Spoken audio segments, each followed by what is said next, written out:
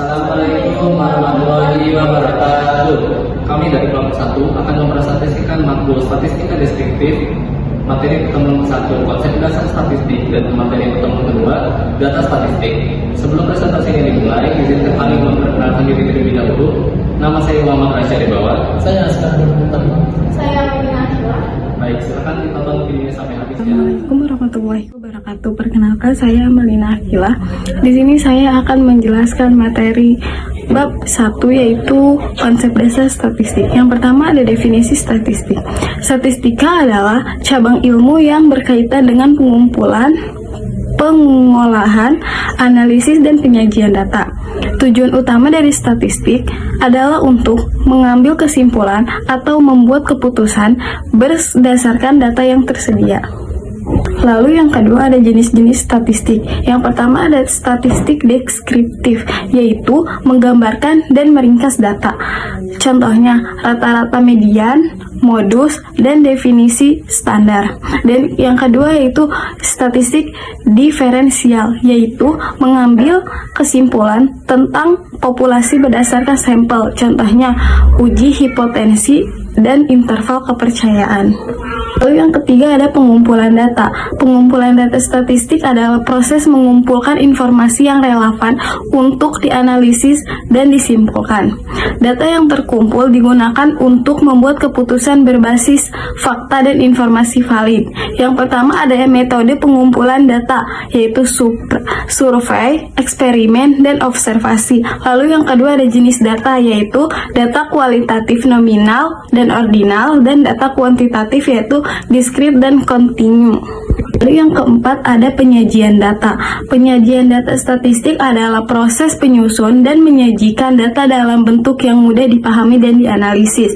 Tujuannya adalah untuk memberikan gambaran yang jelas dan memudahkan interpretasi data. Berikut metode penyajian data. Yang pertama ada tabel, diagram batang, diagram lingkaran, histogram, poligon, frekuensi, ogive, box plot, dan peta tematik. Lalu yang kelima ada ukuran penyebaran data dan pengantar probabilitas. Yang pertama ada ukuran penyebaran data, yaitu rentang atau range, yaitu selisih antara nilai maksimum dan nilai minimum. Lalu yang kedua ada varians dan definisi standar, yaitu mengukur sebaran data dari rata-rata. Lalu yang kedua ada pengantar probabilitas, yaitu definisi probabilitas, yaitu ukuran kemungkinan terjadinya suatu peristiwa. Lalu yang terakhir ada ukuran pemusatan data dan langkah-langkah uji hipotensi. Yang pertama ukuran pemutusan data, yaitu seperti rata-rata min, yaitu jumlah semua nilai dibagi jumlah data. Lalu yang kedua ada median, yaitu nilai tengah dari data yang terturut. Lalu yang ketiga ada modus, yaitu nilai yang paling sering muncul. Selanjutnya ada langkah-langkah uji hipotensi. Yang pertama ada menyusun hipotensi 0, yaitu H0, dan hipotensi alternatif yaitu H1 yang signifikan yaitu A. Lalu yang kedua mengumpulkan data dan menghitung statistik uji. Dan yang terakhir ada mengambil keputusan berdasarkan nilai P. Terima kasih. Saya akan menjelaskan tentang materi pertemuan kedua atau bab 2 yang berjudul tentang data statistik. Definisi data statistik. Data statistik adalah data berupa angka atau catatan yang dikumpulkan, dikelompokkan, dan tabulasi yang diperoleh melalui proses pengumpulan, pengolahan, penyajian, dan analisis. Berikutnya ada jenis-jenis data statistik. Yang pertama di sini ada kualitatif, yaitu data yang berbentuk kategori atau deskripsi dan bukan angka. Yang kedua ada kuantitatif, yaitu jenis data yang berbentuk angka dan bisa dihitung atau diukur. Yang ketiga di sini ada kontinu, jenis data kontinu, yaitu kuantitatif yang nilainya bisa berupa pecahan atau desimal, bisa diukur dan nilainya tidak terbatas. Yang keempat di sini ada jenis data diskrit, yaitu data kuantitatif yang nilainya berupa angka bulat dan tidak bisa bentuk pecahan. Yang terakhir di sini ada ordinal, yaitu data yang menunjukkan peringkat atau urutan, tapi jarak antara peringkat tidak harus sama. Ke slide berikutnya.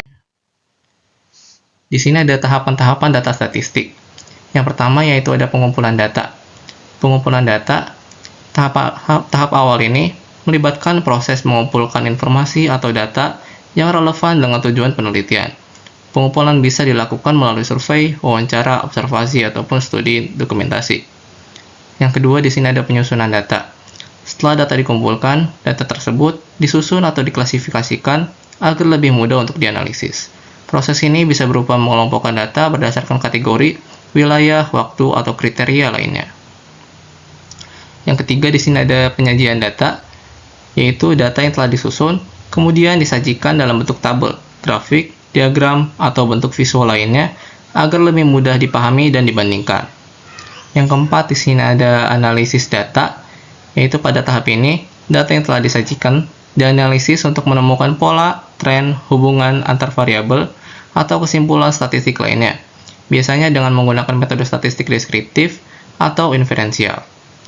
Yang kelima itu yang terakhir, di sini ada interpretasi data.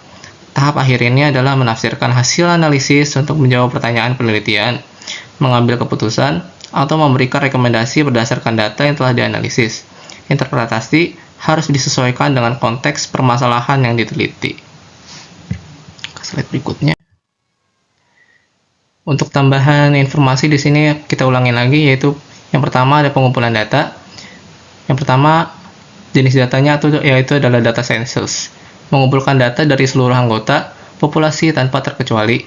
Kelebihannya menghasilkan data yang akurat dan mencerminkan kondisi sebenarnya, tetapi memerlukan waktu, tenaga, dan biaya yang besar. Yang kedua, di sini ada jenis data sampel, yaitu mengumpulkan data dari sebagian anggota populasi. Lebih efisien dalam waktu, tenaga, dan biaya. Namun data yang diperoleh bersifat perkiraan atau estimasi, yang mewakili karakteristik populasi. Berikutnya yaitu ada penyusunan data. Dari penyusunan data bisa dibagi menjadi 3, yaitu yang pertama yaitu mengedit, memeriksa data yang telah dikumpulkan untuk memastikan kelengkapan, keakuratan, dan konsistensi. Yang kedua yaitu mengklarifikasi, yaitu menyaring dan memperbaiki data yang tidak jelas atau meragukan agar sesuai dengan standar yang ditetapkan. Yang ketiga yaitu tabulasi data.